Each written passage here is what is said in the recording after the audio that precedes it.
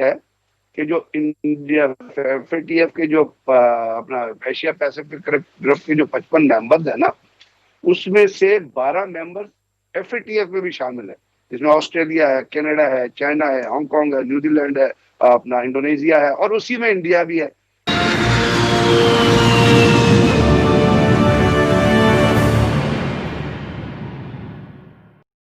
नमस्कार friends, Bharat TV के इस वीडियो में आपका स्वागत है। जैसा कि आप सब जानते हैं, अन्य कई देशों के साथ भारत भी एशिया पैसिफिक कमेटी का मेंबर है, जिसकी रिपोर्ट FATF को भेजी गई है।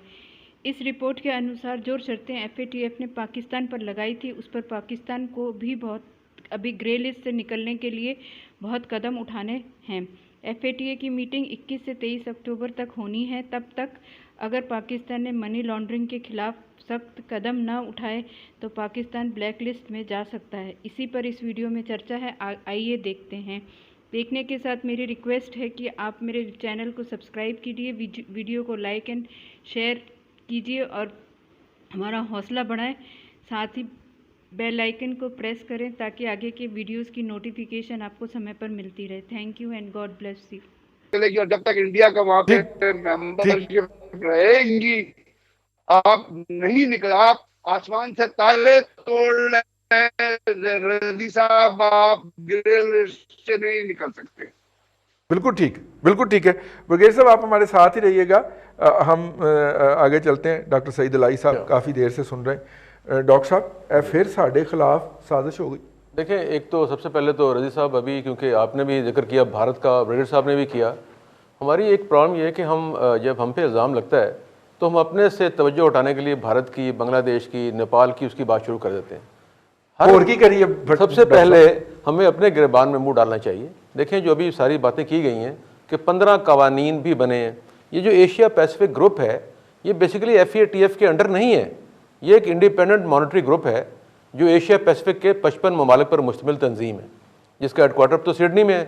आगाज़ इसका बैंकॉक से हुआ था, लेकिन वो 55 ममालिक जो हैं, ये आप जानते हैं कि सेकंड वर्ल्ड वॉर और फर्स्ट वर्ल्ड वॉर के बाद एशिया पैसिफिक के रीजन बनाए गए थे और उसके बाद फिर एंटी कम्युनिस्ट इत्तेहाद किया गया।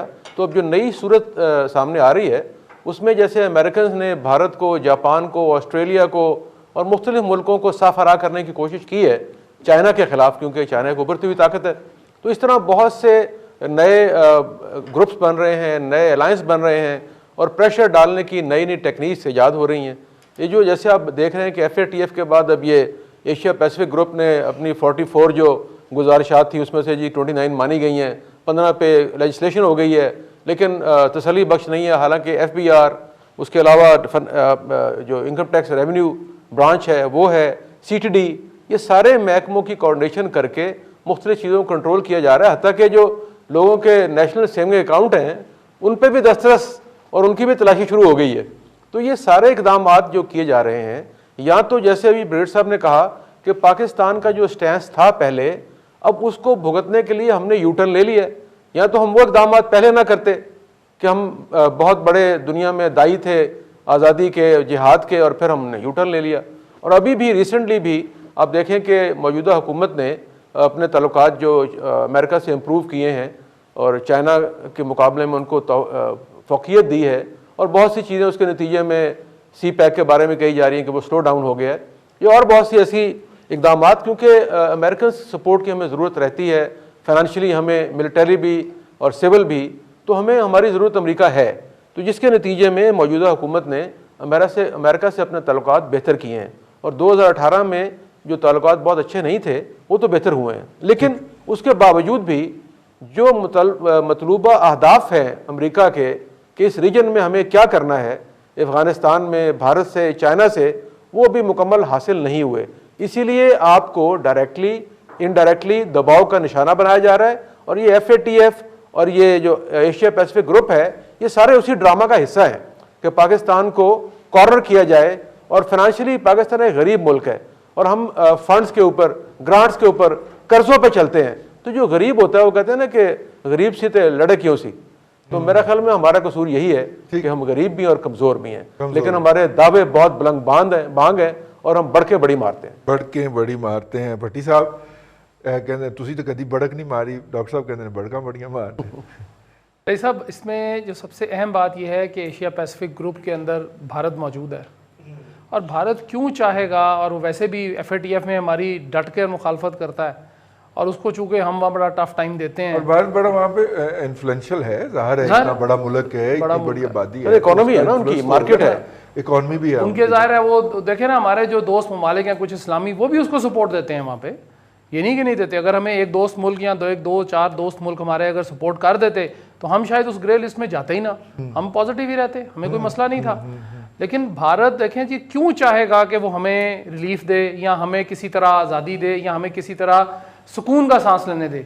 उसने तो हर वक्त हमारे साथ कुछ ना कुछ ठोका ठाकी लगाई होती है, वो चाहे LOC है, वो चाहे मकबूजा कश्मीर है, वो चाहे आपके जो हैं बॉर्डर्स हैं, जो भी उसके साथ मिलते हैं, हमारी जितने भी मरासिम हैं, जहाँ वो उसको लगता है, जहाँ उसको मौका मिलता है, वो मौका हाथ से जाने नहीं देता।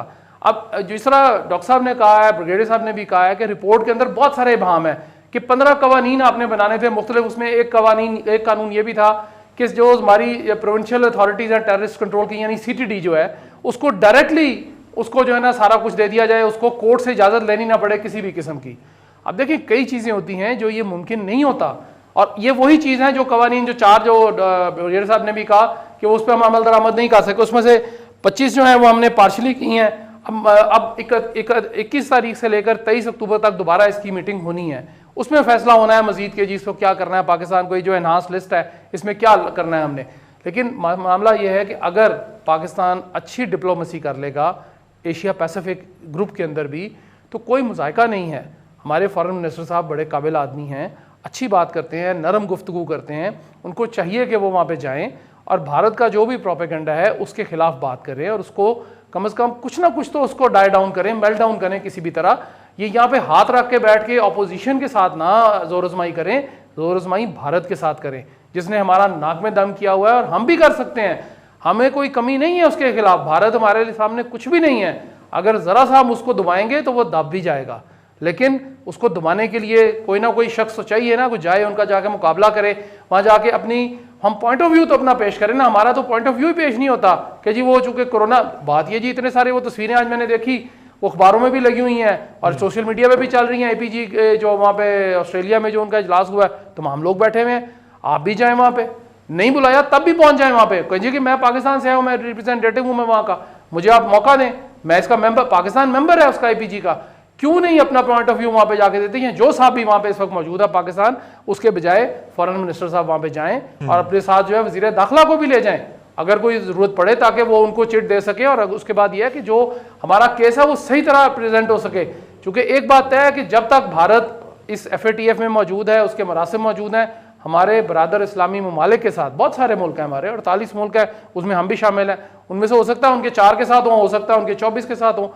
तो हमें एक तरफ तो ये लड़ाई लड़नी है, एक तरफ के अपने इस्लामी मुल्कों को इकट्ठा करें ताकि वो हमारे हक में बोलें, दूसरा जो हमारे दोस्त ममालिक हैं, खासकर चाइना ने हमारा कभी साथ नहीं छोड़ा, वहां भी नहीं छोड़ेगा, वो कह रहा है बार बार कि जी मैं पाकिस्तान के साथ खड़ा हूं। तो हमें टर्की को भी मनाना चाहिए और बाकी जो ममालिक हैं उनके साथ भी डिप्लोमेसी के ऊपर थोड़ा सा जोर दे दें, कुछ भी नहीं जाता, जरा सा जोर दे दें। सऊदीया को भी चलें, सऊदी अरब को भी मना लें जी, सऊदी अरब बिल्कुल मना लें। प्रिंस जो हैं वो इस महीने में किसी भी वक्त पाकिस्तान आ सकते हैं।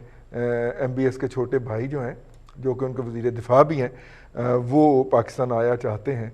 पाकिस्तान के उनके इस्तकबाल की तैयारी जो है वो। ब्रिगेडियर साहब, आप कुछ कहना चाह रहे हैं? साहब, मैं ये कह रहा था सिर्फ एक तो मैं ये थोड़ा सा अदब के साथ कि मैं इंडिया को अपनी तरफ से ब्लेम नहीं कर रहा, मैं एक चीज मेंशन कर रहा था, और कभी भी अटेंशन डिवाइड करने की कोशिश नहीं है, लेकिन ये एक फैक्ट है कि जो इंडिया FATF के जो अपना एशिया पैसिफिक ग्रुप के जो 55 मेंबर्स है ना, उसमें से 12 मेंबर्स FATF में भी शामिल है, जिसमें ऑस्ट्रेलिया है, कनाडा है, चाइना है, हांगकांग है, न्यूजीलैंड है, अपना इंडोनेशिया है, और उसी में इंडिया भी है। तो जो एशिया पैसिफिक ग्रुप की जो भी रिकमेंडेशंस बनती हैं, जब वो FATF के अंदर पेश होती है, तो वहां पे आप पता है ब्लैक लिस्ट रिसेंटली कौन से ब्लैक लिस्ट होती है, नॉर्थ कोरिया ब्लैक लिस्ट हुआ था, ईरान ब्लैक लिस्ट हुआ था। तो ये चीजें जो होती है, ये फिर डिप्लोमेट, जैसे एक मैं आपको मिसाल ये दूंगा कि जब अपना पुलवामा का अटैक, तो उसके दूसरे वहां पे पेरिस में एफएटीएफ का इजलास हो रहा था, तो इंडिया ने पहला काम किया था, जैश ए मोहम्मद का झंडा लगा के आगे एक बंदा खड़ा करके उसको जैश ए मोहम्मद का लीडर बना के और वो वीडियो अपलोड कर दी थी, और वहां पे वो एफएटीएफ के अंदर वो वीडियो डिस्कस हुई थी। तो मेरा सिर्फ कहने का मतलब ये है कि we should be clear about certain thing.